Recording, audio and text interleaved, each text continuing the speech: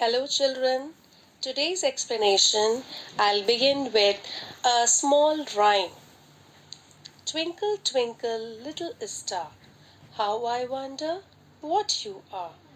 Chemistry begins in the stars. The stars are the source of two basic chemical elements which are considered to the building blocks of this universe.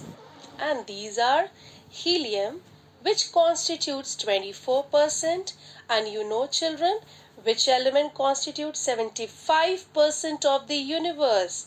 It is hydrogen, the lightest element and the first element of the periodic table. Earth's composition, however, is different from that of entire universe. For instance, oxygen is the most abundant and common element by weight in Earth's crust, followed by silicon, aluminium, iron and calcium. These five elements account for 91% of the Earth's crust. Now, if I talk about a human body, whether it is mine or yours, the main element that compose the human body are oxygen, carbon, hydrogen, nitrogen, and calcium. Children, in the previous chapter, you have learned that anything that occupies space, has mass, and can be perceived by physical senses is called matter. On the basis of state, matter can be classified into solids, liquids, gases, etc. Now this flow chart shows clearly that matter can also be classified on the basis of purity of the substance. That is, matter can be classified as pure substances and impure substances. But in this video, I'll be focusing only on pure substances. What is a pure substance? So, we will define it as substances which is made up of only one kind of molecules, or we can also say that substances consisting of only one kind of particles having definite composition. They are further classified into elements and compounds. Can you identify what are these? He, Ne, K, Al. These are chemical elements. But first, let me explain you that what are elements. Elements are pure substance which is made up of only one kind of atoms and cannot be broken down into two or more pure substances by any physical or chemical means. Children, there are about 118 different elements discovered till today. Out of these, 92 of them occur naturally and rest of the elements are created artificially by scientists. Children, have you understood this? Now, as matter is classified into pure substance and impure substance, pure substance is further divided into elements and compounds. Now, on the basis of their properties, elements are classified into metals, non-metals, metalloids and noble gases. Firstly, I am going to tell you about the physical properties of metal. They are malleable and ductile. They are sonorous, that is, they produce sound when they are beaten. They are good conductor of heat and electricity. They are generally hard solids at room temperature. Exception of liquid metal is mercury, which is used in clinical thermometers. Now, metals have high density and are lustrous, which means they have shining surface. As The metals are malleable and ductile. This property is quite useful for industrial purposes. Malleable means metals can be hammered into thin sheets. Now, how will you remember this term? Mallow mallow, belo belo. Your mother prepares chapati at home, and what she does? She rolls on the dough like thin sheets. In picture, you can see aluminium foil, which is used as packaging material. Another property is ductile, means metals like copper can be drawn into thin wires without breaking. Clear, children? You just need to watch the video regularly but not continuously. Just give 2-3 pause in between. And if anything is not clear, just replay. Okay? Now moving to another type of elements, and that is non-metals. They are usually lustreless. That is, they have dull surface as they do not possess shine or luster. Exception is graphite and iodine. Next, non-metals are soft solids or gases except bromine, which is a liquid non-metal. Another, non-metals are bad conductor of heat and electricity. They are non-malleable and non-ductile. They are usually brittle in nature, means can break easily when mishandled. These are few examples of non-metal shown in the picture. Now, after studying physical properties of both metals and non-metals, children, you can easily differentiate between two types of elements, isn't it? Let us go through these 8 points one by one. Metals are solids, while non-metals may be solids, liquids and gases. Metals are hard, while non-metals are solids, but they are brittle in nature, means they can be broken easily. Metals have metallic luster, while non-metals have dull surface. Metals have high melting and boiling point, while non-metals have low melting and boiling point. Metals are malleable, ductile, while non-metals are non-malleable and non-ductile. Metals are good conductor of heat and electricity, while non-metals are bad conductors of heat and electricity. Metals are sonorous, while non-metals are not sonorous. Next is metalloids. Metalloids form a bridge of separation between metals and non-metals. So, these elements have intermediate properties between those of metals and non-metals. They are also known as semi-metals.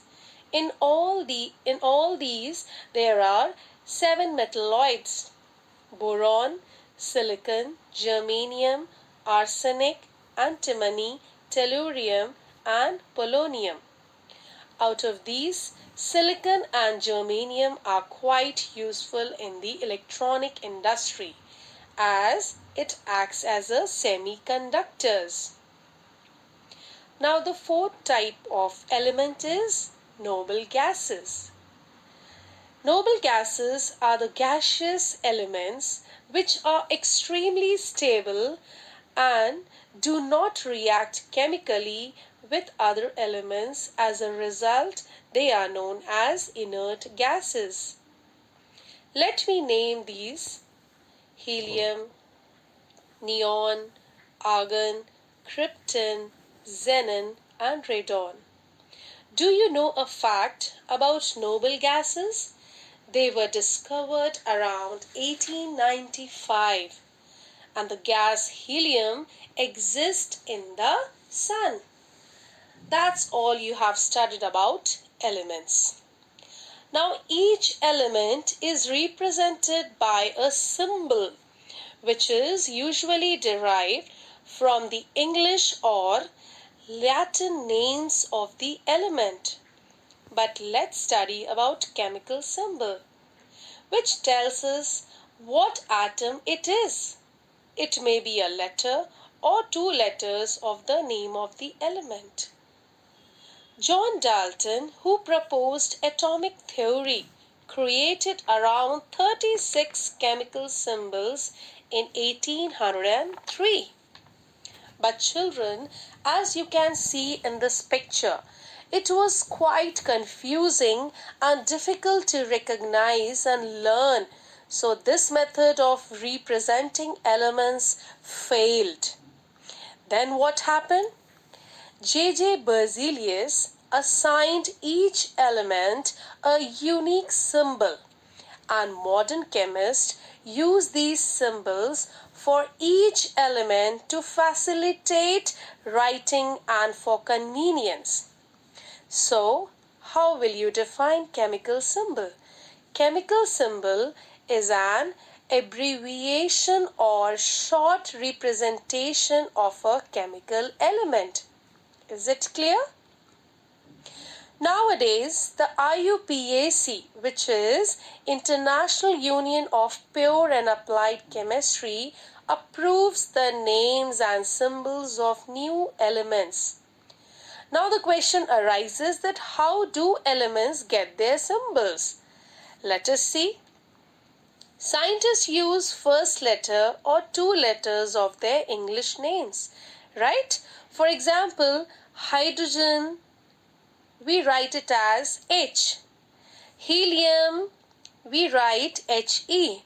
After that, first letter of Latin names, as Latin was the original language of science and many symbols are based on an element's Latin name, as you can see in this table. I am taking few, like symbol of copper is Cu, derived from cuprum, right? Then gold is Au, which is derived from aurum. And many more. You can go through each and every element one by one. In this class, you will be studying about first 20 elements out of 118 elements. Let's have a look. Hydrogen, helium, lithium, beryllium, boron, carbon, nitrogen, oxygen, fluorine, neon, sodium, magnesium, aluminium, silicon, phosphorus, sulfur, chlorine, argon, potassium, and calcium. That's all. But are these elements arranged like this? No, not at all. Chemical elements are arranged from left to right in order of increasing atomic number. And this is modern periodic table, which was designed by D.I. Mendeleev. Okay? But don't get confused with the Swedish scientist Berzelius, as he was the creator of the symbol system for the periodic table of elements. Now I am going to explain you another type of pure substances, and that is compounds. So the first question is, what are compounds? Compounds are pure substances formed by the chemical combination of two or more elements combined in a fixed proportion. Like atom is the smallest particle of an element, same way molecule is the smallest particle of a compound. So please don't get confused between the two. Salt that you eat is sodium chloride. How it is formed? When sodium, which is a metal, combines with chlorine, which is a gas, forms white crystals of table salt, that is common salt, sodium chloride. Many more compounds are still in use in our daily lives, like soap, sugar, medicines, etc. So, let's see the characteristics of compound. It is a pure substance and always homogeneous. It is represented by chemical formula. There must be at least two different types of elements in a compound combined together in a fixed ratio. And the last feature is that it is impossible to separate the constituents of a compound by physical means. So, I will explain one of the chemical means of separating compound. So, let's see how the compounds are separated. Compounds are broken apart by breaking chemical bonds. And the chemical bonds are what? These are the attractive forces which holds atom tightly and together. Now this bond can be broken down either by heating or passing electricity to them. In this picture, you can see water molecule is broken down into hydrogen and oxygen atom by chemical means. When electricity is passed through water mixed with an acid, this chemical process of splitting water molecule is known as electrolysis. Now, after learning about the types of pure substances, that is elements and compounds, I am going to start with another important topic, that is components of elements and compounds. Elements and compounds are made up of atoms, but difference lies in separation, like atoms which constitute element cannot be broken down, but atoms which constitutes the compounds can be separated by chemical means. So, atom is the smallest unit or particle of an element, while molecule is the smallest unit of an element or a compound. Let me clarify this point, otherwise you will be puzzled. See children, molecule of an element are made up of same type of atoms, right? Now look at these examples. Hydrogen atom combines with another hydrogen atom to form hydrogen molecule. Same way, oxygen atom combines with another oxygen atom to form oxygen molecule. And same you can see in chlorine. Another type of molecule is molecules of compounds. In this, atoms of different elements combine in a definite proportion to form molecule of compounds. I have taken two examples. Water, that is H2O, represent a molecule of compound water in which two atoms of hydrogen combine with one atom of oxygen. Another example is HCl, that is hydrogen chloride, in which one atom of hydrogen combines with one atom of chlorine. Now children, I am sure that difference between elements and compounds must be clear to you. Moving ahead with another interesting topic, and that is atomicity, which defines number of atoms present in a molecule of an element.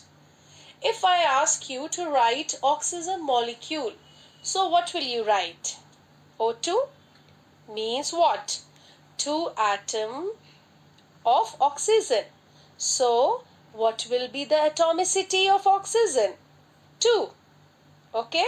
Which means it is diatomic. Di means 2 atoms. Same way, hydrogen, nitrogen, carbon are also diatomic. Now, if we talk about noble gases such as helium, neon, argon, they exist as single atoms and hence are monoatomic, means one atom. Children, do you know that ozone is written as O3, means it consists of three atoms of oxygen and hence it is a triatomic. Phosphorus, which is written as P4, is tetraatomic and sulfur is S8, which is polyatomic, means molecules containing more than two atoms. Okay? Look at this slide, how atoms in a molecule are held together. It is a force of attraction that holds atoms of a compound together. To make it very clear, see these three examples of helium atom, hydrogen molecule and water as a compound. Yes? Have you ever seen how chemical bonds look like? No? Then see how the attractive forces create a bond between two or three atoms. As you have studied about molecule of an elements and compounds, it is represented by molecular formula of a substance, also known as its chemical formula. But before I teach you how to write a molecular formula, you need to know about valency of some elements. Valency. What is valency? Let's see. Valency is the combining capacity of an element. In a simple way, you can say valency of an element is the number of electrons an atom needs to lose or gain while forming a bond. What bond? Chemical bond. Right? Now the next question is, what is a formula? How are formulas written? How can valency of an element be determined? Then how are valency pictures drawn and used to determine formulae? So many questions are there in your mind. Chemical formula is a short scientific form of representing one molecule of an element or a compound that shows total number and kind of atoms present in the molecule. Let's follow a set of simple rules to write chemical formula. For example, I am taking example of sodium chloride. Now first step, you need to write down the symbol of elements sodium, that is Na, and then Cl for chlorine. Put valency above or below its element. Okay? Then swap and drop means interchange the valencies of each element. Then chemical formula formed is Na1Cl1 as valency is 1 of both the elements. So we can simply write it as NaCl. Okay? One by one you can practice other examples like sodium oxide, magnesium chloride, calcium oxide and methane, that is CH4. Okay? Since interchange of valencies can be done in both the ways, you can follow either of them. But if you write below, that becomes easier for you while swapping the valencies. But children, first you need to learn the symbols of first 20 elements.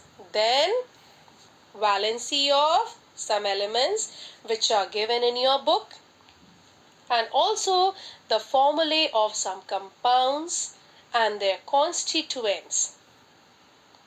Children, that's all. has been covered in this chapter. Try to watch this explanation on regular intervals by giving a 5 minutes pause. Take care of your eyes as you have to see this beautiful world. Nowadays, because of pandemic, the situation has become quite scary. But I know regular use of compounds, I mean to say soap, face mask, sanitizer, have become a hot commodity in the face of COVID-19. Keep on taking preventive measures as we need to fight with this virus. Stay home, stay safe. Thank you, my dear children. Hope to see you soon in the upcoming video. Keep smiling always. God bless you.